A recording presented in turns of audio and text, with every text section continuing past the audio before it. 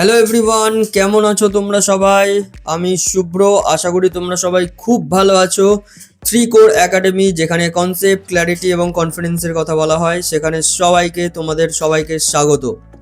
আজকে শুরু করব quadratic equations with one variable. Introduction class হবে অবভিয়াসলি, এবং এই চ্যাপ্টারটা হচ্ছে ক্লাস 10-এর, ঠিক আছে? ওকে, চলো। আমার প্রথম প্রশ্ন তোমাদের কাছে সেটা হলো যে অ্যাকচুয়াল বিশিষ্ট দ্বিঘাত সমীকরণ কেন শিখব? এই চ্যাপ্টারটা আমরা শিখবো কেন?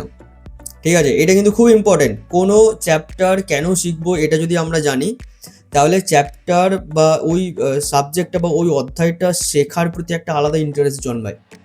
এই চ্যাপ্টারটা শিখে আমাদের বাস্তব মানে রিয়েল লাইফে, মানে বাস্তব জীবনে আমরা কিভাবে কাজে লাগাতে পারি।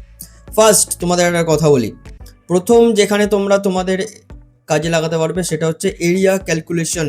এরিয়া ক্যালকুলেশন বা যেটাকে আমরা কি বলে থাকি, ক্ষেত্রের হিসাব বা জায়গার হিসাব, ঠিক আছে? এবারে কথা হচ্ছে ক্ষেত্রের হিসাব আবার কি, তাই তো?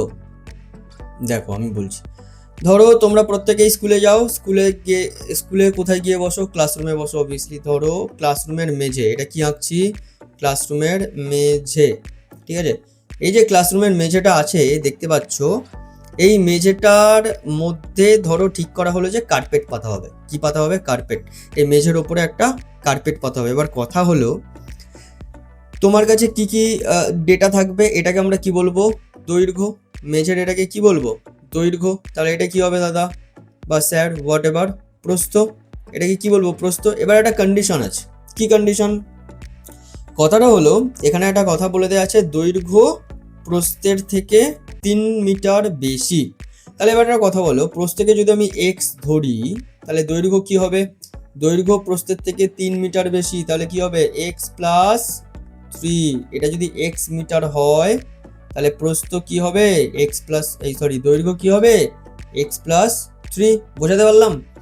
এবারে আরেকটা তথ্য তোমাদের দিয়ে দেওয়া হলো, সেটা হচ্ছে এই মেঝের মোট ক্ষেত্রফল, মানে মোট এই মেঝেটাতে মোট জায়গা কত আছে? 910 বর্গ মিটার, রাইট? তাহলে তোমাকে কি কি তথ্য দেওয়া হলো? যে বলা হলো যে প্রস্থ যেটা, ঠিক আছে, তার থেকে 3 মিটার বেশি হচ্ছে দৈর্ঘ্য, আর পুরো মেঝেটার ক্ষেত্রফল 910 বর্গ মিটার।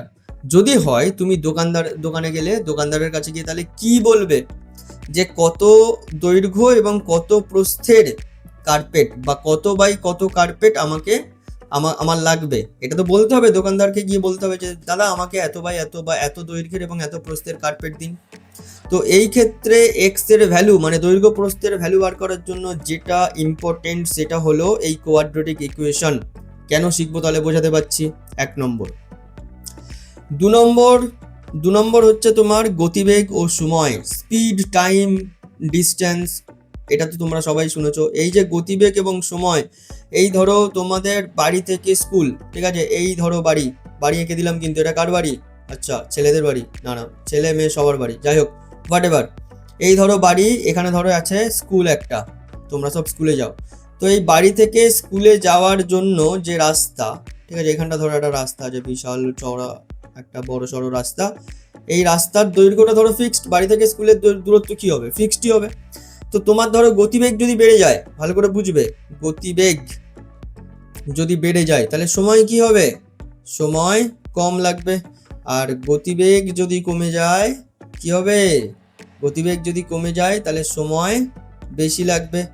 এই যে প্রবলেমগুলো আসবে, ঠিক আছে, সময় বা গতিবেগের এই যে অঙ্কগুলো আমরা করবো বা পরে আসবে, পরবর্তী যে কোর্সে থেকে এগুলো করবো, সেখানে অ্যাপ্লিকেশন পার্ট বা প্রবলেম অবশ্যই আসবে, আমরা সলভ করব। সেখানেও দেখবে এই দ্বিঘাত সমীকরণ কাজে লাগছে, ঠিক আছে? যাই হোক, আর একটা যেটা খুব ইম্পর্টেন্ট, যেটা তোমরা সবাই আশা করি খুব ভালো বুঝতে পারবে, সেটা হচ্ছে কি? সেটাকে বলা হয় প্রজেক্টাইল মোশন বা ছোড়া বস্তুর গতি। এবার ব্যাপারটা একটু বলি, কয়েকদিন আগে ক্রিকেটে ভারত জিতে গেল, ঠিক আছে? জিতলো তো। এই ধরো ভারতের কোনো এক ব্যাটসম্যান ধরো এরকম ভাবে একটা ছয় মেরেছে, পুরো গ্যালারির ওপরে গিয়ে পড়েছে বলটা, এই ধরো বলটা।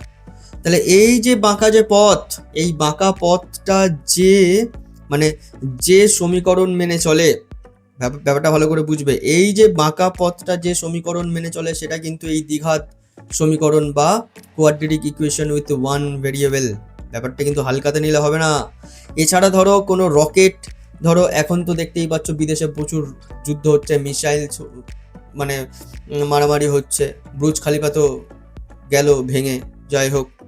তো এই যে মিসাইল বা রকেট, এটাও তো এরকম একটা পথে কোনো কোথাও না কোথাও গিয়ে পড়ছে। তাহলে এই যে পথটা যে সমীকরণ মেনে চলে সেই পথটাকেই আমরা কি বলবো, এই পথটা যে সমীকরণ মেনে চলে সেই সমীকরণকে আমরা কি বলবো, দ্বিঘাত সমীকরণ। আশা করি তোমরা বুঝতে পেরেছো, মানে অ্যাকচুয়ালি বাস্তবে কোথায় কোথায় কাজে লাগে সেটা আশা করি তোমরা বুঝতে পেরেছো, তাই তো?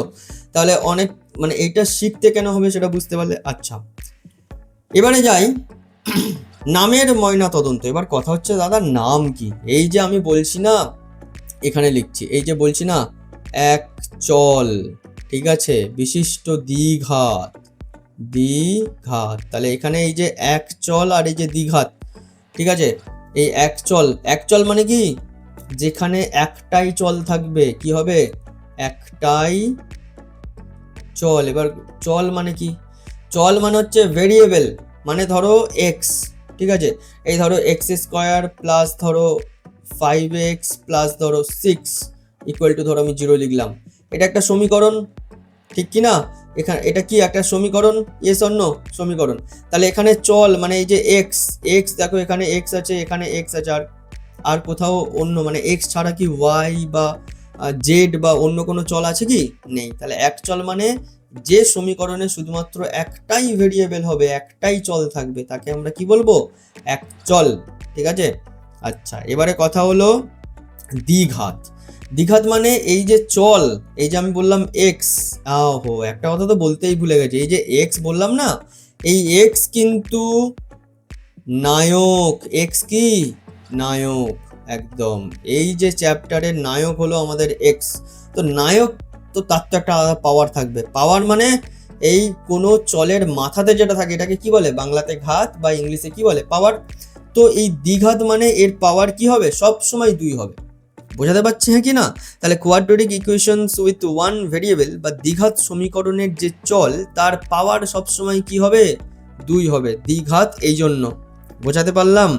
আচ্ছা, এবার একটা কথা বলি, খুব ইম্পর্টেন্ট কথা, সেটা হলো এই যে এক চল বিশিষ্ট দ্বিঘাত সমীকরণ, এই যে বললাম এতগুলো কথা, এই সমীকরণগুলোকে না চেনার একটা বেশ ভালো উপায় আছে, বা চেনার একটা দারুণ একটা পদ্ধতি আছে, ঠিক আছে। এই বক্সটার মধ্যে সেটা লিখবো যে কেমন স্ট্রাকচার থাকলে এটাকে আমরা চিনতে পারবো যে এটা এক চল বিশিষ্ট দ্বিঘাত সমীকরণ। যেমন তোমরা সবাই স্কুলে যাও, ঠিক আছে, তো স্কুলে গেলে একটা কি হয়, ইউনিফর্ম হয়। তাহলে ইউনিফর্ম দেখে আমরা বুঝতে পারি যে তোমরা স্কুল স্টুডেন্ট। তাহলে ইউনিফর্ম একটা কি করছে, একটা মানুষকে সবার থেকে আলাদা করছে, তাই তো? তুমি ধরো ইউনিফর্ম পরে আছো, একটা পুলিশকে আমরা খুব সহজেই চিনতে পারি, কেন, সে একটা ইউনিফর্ম পরে থাকে, ঠিক আছে। ঠিক সেরকমই এই এক চল বিশিষ্ট দ্বিঘাত সমীকরণের একটা ইউনিফর্ম স্ট্রাকচার আছে, একটা ইউনিক একটা স্ট্রাকচার আছে, কি জানো? এটা হচ্ছে এর মধ্যে লিখছি a x square plus b x plus c equal to 0। এইটাকে বলা হয় একটা ইউনিফর্ম স্ট্রাকচার, কার, এক চল বিশিষ্ট দ্বিঘাত সমীকরণের। আশা করি তোমাদের কাছে এই পুরো ব্যাপারটা স্পষ্ট। এবারে এখানে কিন্তু একটা কন্ডিশন আছে, একটা শর্ত আছে, কি জানো তো? এই যে এ দেখতে পাচ্ছ না, এই এর মান, ঠিক আছে, এইটা কিন্তু কখনো 0 হবে না বস। কেন হবে না 0? তার কারণ আমি বলছি, দাঁড়াও। এখানে দেখো ভালো করে বোঝো, আমি কি বলেছি, এক্স কি নায়ক, ঠিক আছে, এক্স কি নায়ক, চল, তো এখানে এক্স মানে কি ভেরিয়েবল চল। তাহলে এক্স যদি নায়ক হয় তাহলে এক্স স্কোয়ার, এটা তো নায়কের মাথায় পাওয়ার, তাহলে এক্স স্কোয়ারও কি নায়ক, অবভিয়াসলি, কারণ দ্বিঘাত, তাহলে দ্বিঘাত সমীকরণ। তাহলে তার আগে এই যে এ, এটাকে কি বলে, এই এক্স স্কোয়ারের সহগ বলে, কি বলে এটাকে, সহগ। এবারে ধরো এই এর ভ্যালু যদি 0 হয়, যদি আমি ব্র্যাকেটে লিখছি, যদি এটা 0 হয় এর ভ্যালু, তাহলে 0 মাল্টিপ্লাই এক্স স্কোয়ার, তাহলে কি হয়ে যাবে, পুরোটা 0। তাহলে এখানে তো নায়কই ভ্যানিস, নায়ক তো থাকছেই না, নায়ক কি থাকছেই না, বোঝা গেল? নায়কই থাকছে না, তাহলে সিনেমা ফ্লপ, সিনেমা বলো সিরিয়াল বলো সব কিছু ফ্লপ। তাই জন্য কন্ডিশন একটাই, এর ভ্যালু মানে এক্স স্কোয়ারের যে সহগ হবে সেটা কিন্তু বস কখনো শূন্য হবে না। আশা করি পুরো ব্যাপারটা তোমাদের কাছে স্পষ্ট হয়েছে। ব্যাস এইটুকুই আজকে, ঠিক আছে? একটা নতুন চ্যাপ্টার শুরু করতে গেলে যতটুকু ধারণা থাকা দরকার সেটা আমি তোমাদের দেওয়ার চেষ্টা করলাম। আশা করি তোমাদের ভালো লাগবে। আর ভালো যদি লাগে অবশ্যই 3 কোর একাডেমি, যেখানে কনসেপ্ট, ক্ল্যারিটি এবং কনফিডেন্সের কথা বলা হয়, সত্যি এই চ্যানেলটা তোমরা যদি সাবস্ক্রাইব করো, লাইক করো, শেয়ার করো এবং যদি বেল আইকনটি টিপে রাখো, তাহলে এখানে যে ভিডিওগুলো আসবে পরবর্তীকালে সেগুলো দারুণ ভিডিও আসবে। তোমাদের ম্যাথামেটিক্সের প্রতি যে ভয়, সেই ভয়টাকে বলে দিচ্ছি ভাই, ভয়টা তো থাকবেই না, উল্টে আরো কি হবে, ফিলিংস, ম্যাথের প্রতি একটা ফিয়ার থেকে হয়ে যাবে ফিলিংস, কথা দিলাম। ঠিক আছে, চলো, থ্যাংক ইউ, সবাই ভালো থেকো, খুব ভালো করে ম্যাথ করো, পড়াশোনা করো, টাটা।